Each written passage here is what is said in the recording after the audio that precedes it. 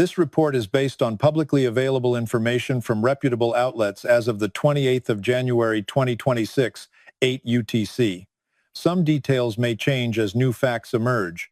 Death toll estimates from Iranian protests vary significantly between sources and are presented with attribution. On Monday, January 26, 2026, the USS Abraham Lincoln aircraft carrier strike group officially entered waters under U.S.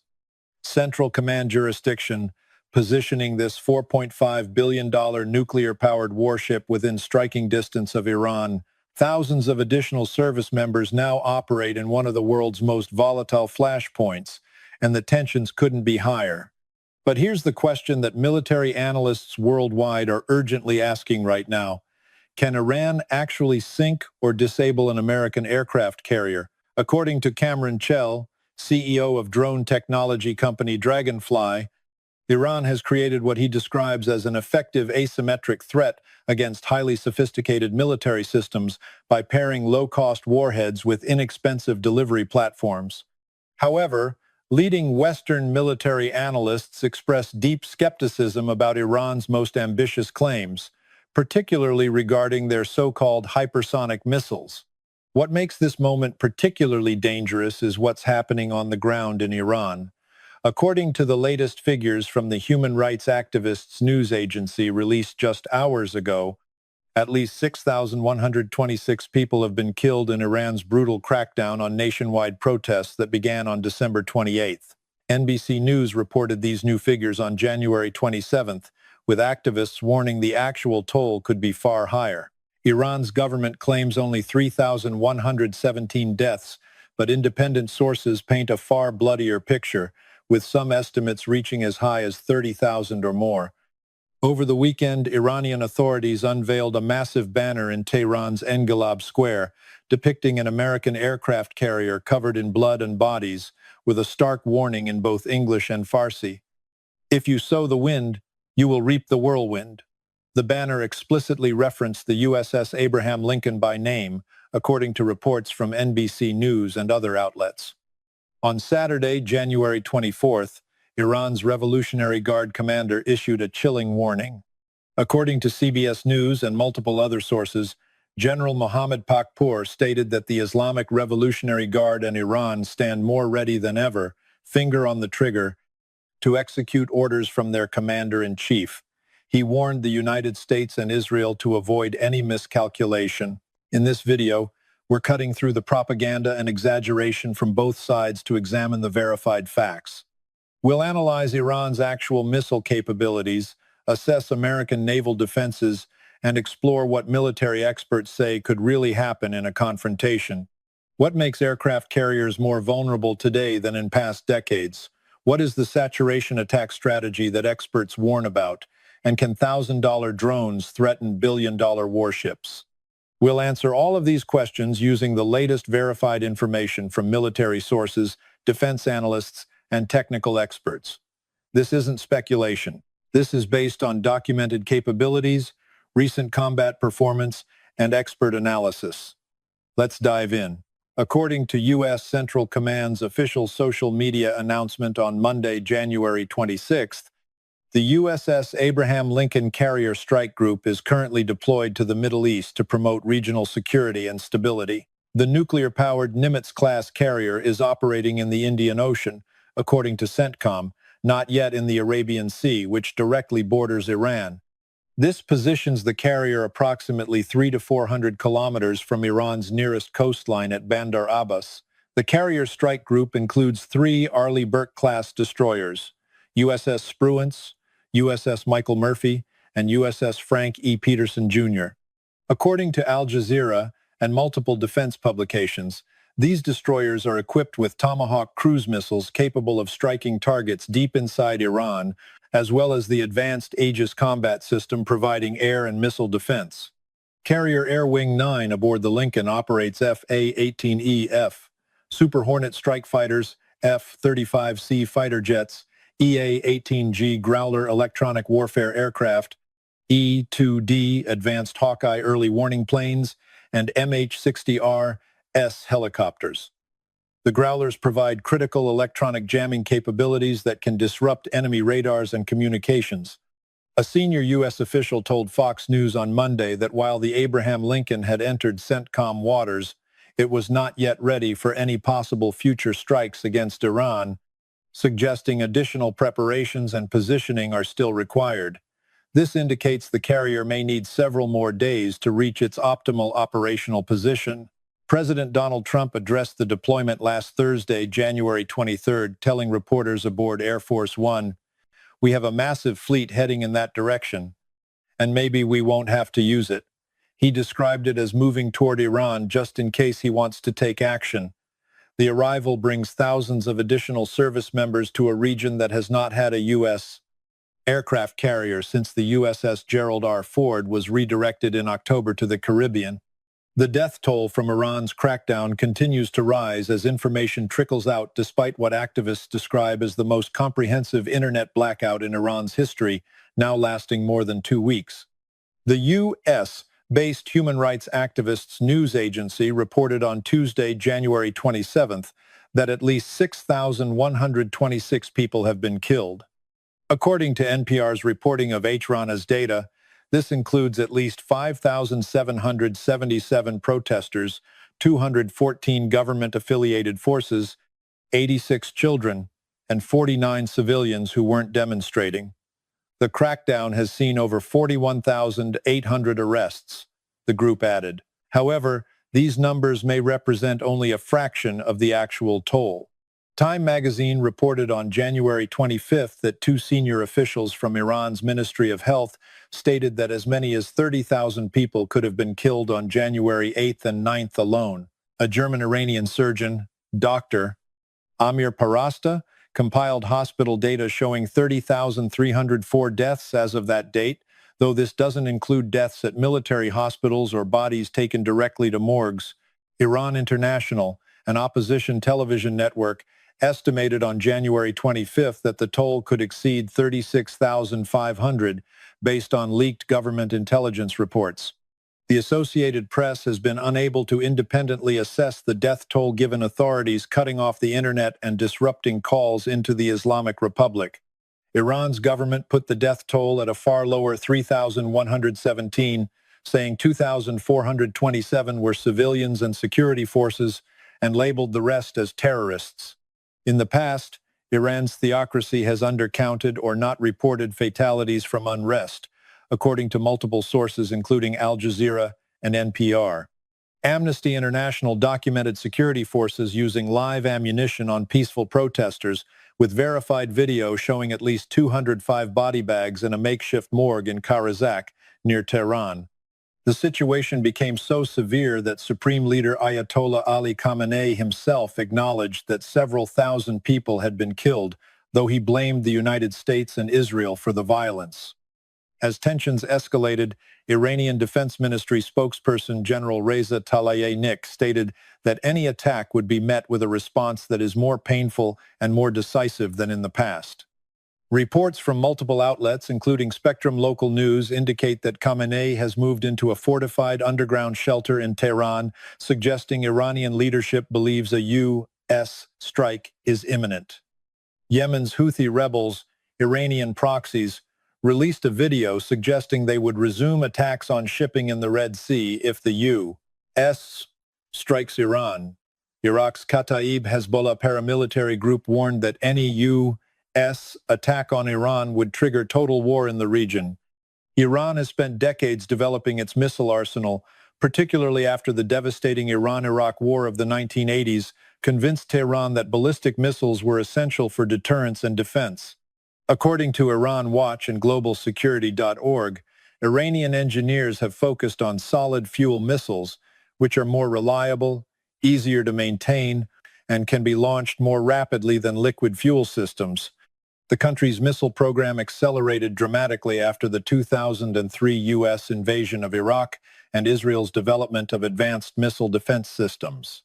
Iran recognized it could never match the United States or Israel in conventional military power, so it pursued what military analysts call asymmetric capabilities, unconventional weapons and tactics designed to exploit vulnerabilities in superior forces. In June 2023, Iran unveiled the Fattah 1 missile, which it described as a hypersonic weapon capable of traveling at Mach 13 to 15, that's 16,000 to 18,500 kilometers per hour, with a range of 1,400 kilometers.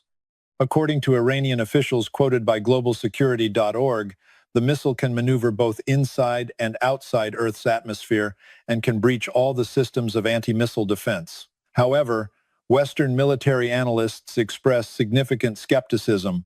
According to Wikipedia's extensively sourced article on the Fattah 1, multiple outlets, including the Times of Israel, Calculist, and the War Zone, have noted Iran's hypersonic description as dubious. Fabian Hinz, a research fellow for defense and military analysis at the International Institute for Strategic Studies, stated that such descriptions obscure more than they illuminate. The technical reality is more complex.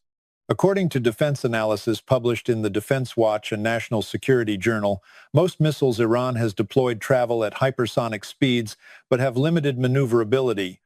True hypersonic weapons are defined not just by speed, above Mach 5, but by their ability to maintain high speeds while making significant atmospheric maneuvers during flight. Israeli defense researchers, according to the Defense Watch, concluded that most Iranian missiles are barely maneuverable, so are not considered true hypersonic missiles. The distinction matters enormously because maneuverability, not just speed, determines how effectively a weapon can evade interception. According to Wikipedia, analysts noted in December 2025 that Fattah 1 hasn't proven itself to be operational or even work, and that the missiles have not been proven and they are not likely ready for combat. This assessment came from defense experts examining Iran's claims about the missile system. Iran may have used Fattah 1 missiles in strikes against Israel in October 2024. National Security Journal reported that wreckage appearing to be from Fattah 1 missiles was identified in both April and October 2024 strikes. However, these strikes were not particularly effective and were likely more of a show of force by Iran than a legitimate military strike. To understand why analysts are skeptical of Iranian claims, it's helpful to compare them with confirmed Chinese capabilities. According to the Pentagon's leaked overmatch brief reported by Interesting Engineering in December 2025, China now fields approximately 600 hypersonic missiles capable of traveling at more than 5 times the speed of sound while maneuvering in flight.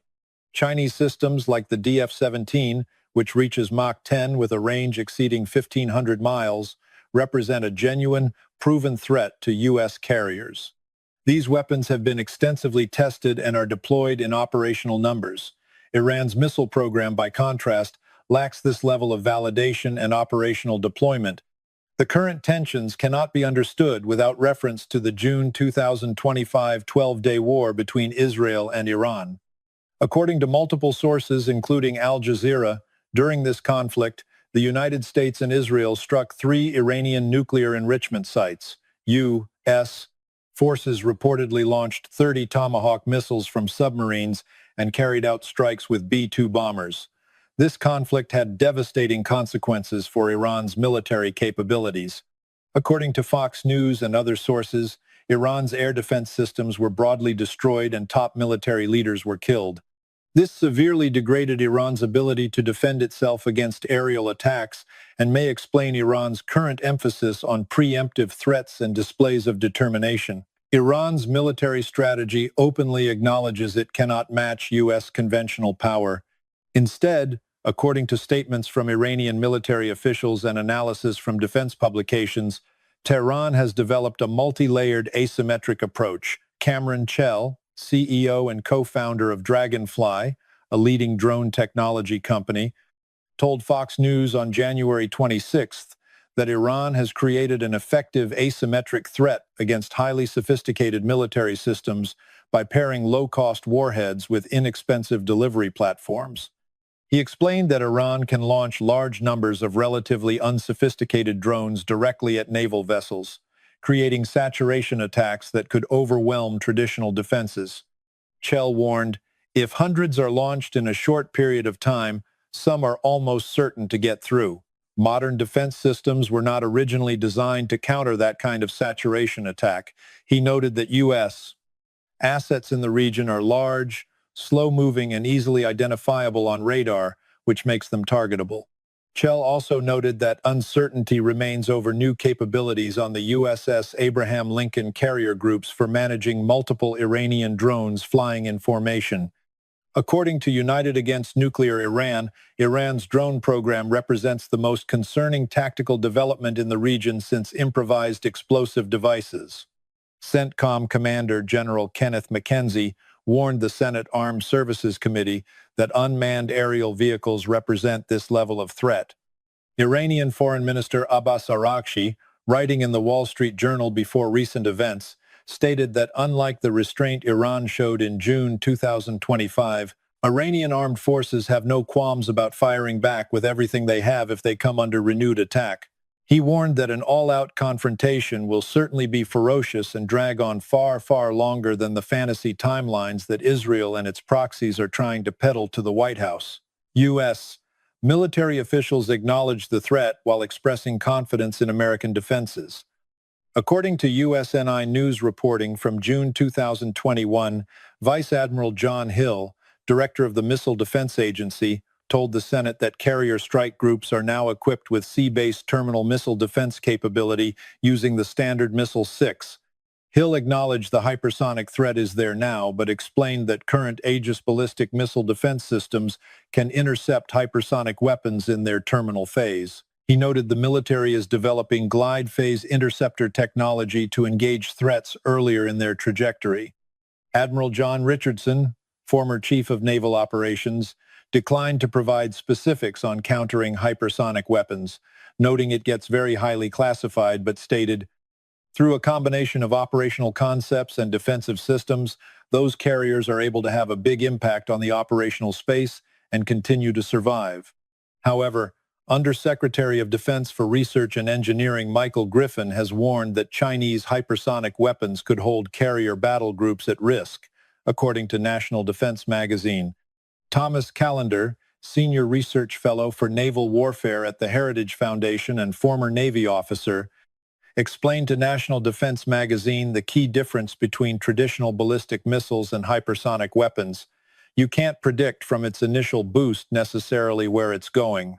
In theory, you can maneuver off its initial ballistic track potentially several hundred miles, a different way than defenders are expecting. However, Brian Clark, Senior Fellow at the Hudson Institute and former Special Assistant to the Chief of Naval Operations, provided crucial context. Speaking to Task and Purpose, he noted, "Quite frankly, the carrier has been under threat from one weapon system or another for generations. The difference, I think, is that the level of risk has certainly gone up." Clark emphasized that while hypersonic missiles increase risks, no true expert would argue 100% the carrier is dead. He explained that successful attacks require not just capable missiles but complex kill chains involving detection, tracking, targeting, and guidance, all vulnerable to disruption. A critical point raised by multiple analysts concerns economics.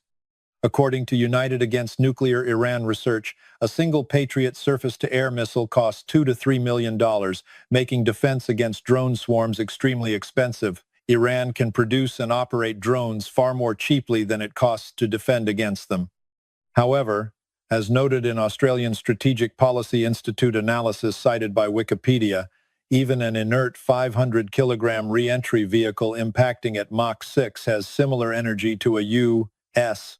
Harpoon anti-ship missile and only 1/4 the energy of the Russian Kh-22 missile. This suggests that even if Iranian missiles penetrate defenses, they may only achieve what military planners call a mission kill, disabling flight operations without sinking the ship. Based on verified information and expert analysis, the answer is complex and scenario-dependent. For a single missile attack, it's highly unlikely. According to multiple defense analysts cited in our sources, a single Iranian ballistic or hypersonic missile, even if it successfully penetrated defenses, would be unlikely to sink a modern aircraft carrier. Wikipedia's analysis of the Chinese DF-21 carrier killer notes that even these more advanced weapons are believed capable only of inflicting a mission kill that disables flight operations rather than sinking the vessel. The last aircraft carrier sunk was the USS Bismarck C in 1945 by a Japanese kamikaze attack. Since then, carriers have been designed with extensive damage control systems, redundant power sources, and compartmentalized structures specifically to survive multiple hits. The more serious scenario involves coordinated saturation attacks using multiple weapon types simultaneously. According to Cameron Chell's assessment to Fox News, modern defense systems were not originally designed to counter swarms of hundreds of drones launched in a short period. This aligns with analysis from the Center for Strategic and Budgetary Assessments, which warned that combined attacks using ballistic missiles, cruise missiles, and drone swarms could significantly lower or negate the effectiveness of U.S. air defenses. The strategy works by overwhelming defensive systems from multiple angles and altitudes simultaneously. Ballistic missiles attack from above at high speed, cruise missiles approach at low altitude, drones create confusion and exhaust interceptor missiles. The goal isn't necessarily to sink the carrier, but to damage critical systems like the flight deck, radar, or island structure. A critical factor often overlooked is the immense difficulty of actually targeting a maneuvering aircraft carrier. According to analysis in the national interest and multiple other sources, Chinese carrier killer missiles face the challenge of locating and tracking a target thousands of miles away. Heritage Foundation's Thomas Callender explained, "You have to be able to target and find that aircraft carrier thousands of miles away. In a high-threat environment, the vessel would be maneuvering and changing its course and speed. The targeting kill chain requires satellite reconnaissance to locate the carrier, over-the-horizon radar to track its movement, processing centers to calculate firing solutions, and missiles with terminal guidance systems sophisticated enough to hit a moving target." U.S. military doctrine specifically includes disrupting these kill chains through cyber attacks, electronic warfare, and strikes on reconnaissance assets. Iran's reconnaissance and tracking capabilities are far less developed than China's, making successful targeting significantly more difficult. Iran's actual use of missiles against Israel in 2024 provides important context. According to National Security Journal, the strikes in April and October 2024 that may have included Fattah missiles were not particularly effective and were likely more of a show of force by Iran than a legitimate military strike. This combat record suggests that even if Iran's missiles work as advertised technically, employing them effectively in battle presents enormous challenges. Interestingly, multiple defense publications note that U.S. carriers may actually be more vulnerable now than at any time since World War II, but not necessarily to Iranian weapons specifically. According to Popular Mechanics' analysis of Chinese capabilities, the USS Gerald R. Ford is perhaps more vulnerable now than her contemporaries have been in the last 80 years due to the proliferation of advanced hypersonic weapons. However, this analysis focused on proven Chinese systems like the DF-17, not unproven Iranian designs. The real vulnerability comes from the changing economics and physics of warfare. As 1945 noted in analysis of Pentagon war games, high-value assets such as aircraft carriers, fifth-generation fighter jets, and large satellites are increasingly vulnerable to relatively inexpensive weapons that China can produce in large quantities. This cost-effectiveness challenge applies to Iranian drones as much as Chinese missiles. Even if individual drones are easily shot down, defending against hundreds or thousands of them becomes economically and physically challenging. According to Al Jazeera and Israel Hayom, several Middle Eastern countries, including Saudi Arabia, Qatar, and Oman, have lobbied President Trump not to attack Iran. Gulf Arab states broadly oppose military action that could disrupt oil flows through the Strait of Hormuz and destabilize the region. Britain has deployed Typhoon fighter jets to Qatar as part of defensive preparations, according to the British Ministry of Defense. Additional air defense systems, including Patriot batteries and THAAD, Terminal High Altitude Area Defense, are being transferred to the region, according to Wall Street Journal reporting. The deployment of the Abraham Lincoln has significant implications beyond the immediate military balance. According to Defense Security Asia analysis, the carrier's presence could either stabilize the region through deterrence by presence or precipitate decisive action should provocations persist. The risk of miscalculation remains high. Increased military density in confined waters raises the probability of accidental engagements. Iran might misinterpret defensive preparations as offensive positioning. The U.S. might overreact to Iranian reconnaissance or testing. Additionally, Iran has threatened to close the Strait of Hormuz, through which roughly 20% of the world's oil supply passes daily, according to WION News. This could trigger a global economic crisis even without direct attacks on U.S. vessels. According to Fox News Pentagon correspondent Jennifer Griffin, reported by Israel Hayam, the Abraham Lincoln still required several more days to up to a week to reach its final operational position in the Gulf of Oman as of January 25th. This suggests the carrier was not yet in optimal position for potential strikes against Iran. U.S. military reinforcements continue to arrive in the region.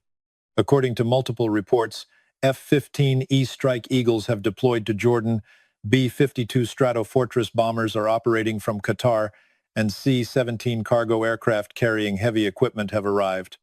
2 U.S. destroyers with precision strike capabilities are currently in the Persian Gulf, along with 3 vessels equipped for mine countermeasures, critical if Iran attempts to mine the Strait of Hormuz. The next 72 to 96 hours appear critical. Will the U.S. conduct strikes once the Abraham Lincoln is in position? Will Iran launch preemptive attacks to demonstrate deterrence? Or will diplomatic efforts by Gulf Arab states persuade both sides to step back? Several key questions remain unanswered. What are Iran's actual missile inventories? Neither Iran nor Western intelligence has publicly disclosed how many Fattah missiles, if fully operational, Iran possesses. National Security Journal noted that production is one such concern. How many missiles is Iran able to produce? Hypersonic missiles are sophisticated and usually cost a lot to produce in great numbers. Without knowing actual numbers, it's impossible to assess whether Iran could sustain a saturation attack of the scale experts describe as threatening. How effective are the most recent U.S. defenses? Cameron Chell noted to Fox News that uncertainty over new capabilities on the USS Abraham Lincoln carrier groups for managing multiple Iranian drones flying in formation remains. The Navy has been rapidly developing new defensive systems, but their effectiveness against mass drone attacks in combat conditions is unproven. Would Iran's proxies join the fight? Despite threats from Houthi rebels and Iraqi militias, these groups notably stayed out of the June 2025 conflict between Israel and Iran, according to reports from Spectrum Local News and other outlets. Would they risk their own survival by attacking U.S. forces? Their participation could dramatically expand the conflict's scope. What is Russia and China's role? According to Euronews reporting from June 2025, some analysts suspect Russian assistance in Iran's rapid missile development. Would Russia or China provide real-time satellite intelligence to help Iran target U.S. ships? Would they supply additional weapons or technology during a conflict? How degraded is Iran's military after June 2025? The June conflict left Iran's air defenses broadly destroyed, according to reports. How much has been rebuilt in 7 months? Iran's ability to defend its missile launchers and command centers directly affects its ability to sustain operations against the U.S. Let's recap what we've established based on verified information and expert analysis. The USS Abraham Lincoln Carrier Strike Group is now operating near Iran at a moment of extreme tension following the killing of at least 6,126 people in Iranian protests, according to the latest figures from human rights activists, though some estimates range as high as 30,000 or more. Iran possesses missiles it claims are hypersonic and capable of defeating all defenses, but Western military analysts express deep skepticism about these capabilities. Iran's missiles haven't proven themselves in combat, with previous attacks against Israel showing limited effectiveness. However, experts agree Iran does possess a credible threat through asymmetric tactics, particularly saturation attacks using large numbers of drones and missiles simultaneously. Cameron Chell and other analysts warn that modern defenses weren't designed for such attacks, and some are almost certain to get through if hundreds are launched at once. The reality falls between the extremes. Iran probably cannot sink a U.S. carrier with current capabilities, but could potentially damage or disable it through coordinated mass attacks. Actually targeting and hitting a maneuvering carrier thousands of miles away presents enormous challenges Iran may not be able to overcome. This situation represents one of the most dangerous military standoffs in recent years, with Iran's Revolutionary Guard commander warning his forces have their finger on the trigger and President Trump moving what he calls an armada toward the region. The risk of miscalculation remains high. The consequences of conflict could be devastating for the region and global economy. What's your assessment of this threat? Do you think U.S. defenses can handle Iranian capabilities, or is the risk greater than officials acknowledge? Share your thoughts in the comments below. Thanks for watching, and stay informed as this situation continues to develop.